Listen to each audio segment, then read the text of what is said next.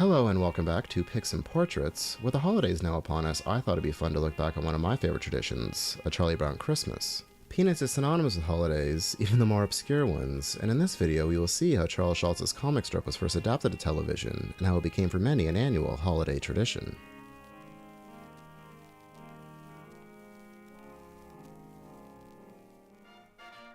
Television was still a relatively new medium in the mid-1960s, having replaced radio following the Second World War.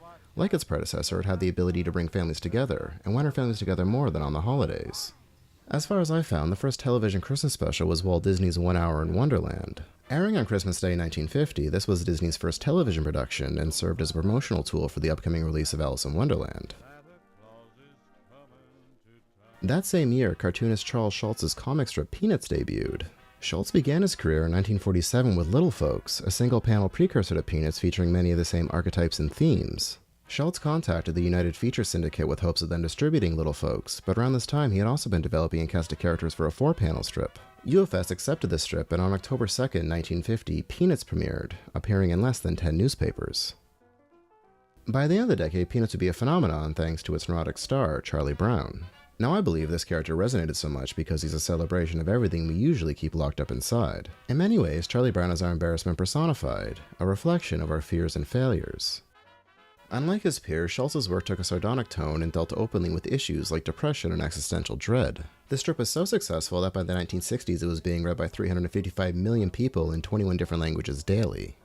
In 1959, Schulz began a partnership with the Ford Motor Company. The Peanuts characters began appearing in ads for their automobiles as well as during the opening of their sponsored program, the Tennessee Ernie Ford Show.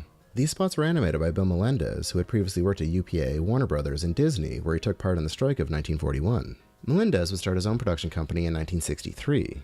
Also in 1963, television producer Lee Mendelsohn approached Charles Schulz about making a documentary on him in Peanuts. Mendelsohn had produced the documentary A Man Named Mays on baseball player Willie Mays, and was drawn to Schulz not only for his popularity, but also his apparent love of baseball. The documentary, A Boy Named Charlie Brown, not to be confused with the 1969 feature, would never air due to lack of network interest. However, while it was being shopped around, the Coca-Cola Company reached out to Mendelsohn about producing an animated Christmas special. Yearly specials had become a television staple during the holidays, again, family, togetherness, and Peanuts' recent Time magazine cover story convinced executives of their mass appeal. Mendelsohn and Schulz prepared their pitch in one day, which closely resembled the finished product. It would feature the Peanuts gang and winter scenes in a school play to a soundtrack of jazz and traditional Christmas music, with Schulz insisting, most controversially, that religion also play a part. This pitch was accepted for a December broadcast, leaving a tight 6 months for production. Mendelsohn and Schulz enlisted Bill Melendez to direct and animate the special, given his experience on the Ford ads. Schulz was known for his sparse style, and so Melendez was limited in what personality could be conveyed with movement alone. However, with his backgrounds, he created a vibrant world for the Peanuts characters to live in. He also gave voice to the most expressive character, Snoopy. Going against convention, the other characters were all voiced by children, most notably 8-year-old Peter Robbins, who provided Charlie Brown's malaise. Tracy Stratford was tasked with bringing the precocious Lucy to life, and Christopher Shea's lisp fit Linus's quiet yet commanding demeanor perfectly. The final, and in my opinion the most enduring aspect of the special, is the music. While Mendelsohn was producing the unaired Schulz documentary, he contacted jazz pianist Vince Guaraldi to compose its score. Guaraldi, who had found mainstream success with 1962's Catch Your Fate to the Wind, agreed, and penned the piece Linus and Lucy as the film's theme. This is probably the piece of music most closely associated with Peanuts. Guaraldi was brought on to compose jazz instrumentals as well as perform renditions of traditional carols. His originals, Christmas is Coming and Christmas Time is Here, have since become standards. Now, Guaraldi wasn't exactly the best at crediting other musicians, so I'd like to acknowledge the contributions of bassist Fred Marshall, Monty Ludwig, Eugene Firth, and Al Badinsky, as well as drummers Colin Bailey, Paul Distel, Jerry Granelli, and Barry Barth, all of which were involved in the recording sessions. A children's choir from St. Paul's Episcopal Church bookends the special, with vocal performances of Christmas Time is Here and Hark, the Herald Angels Sing.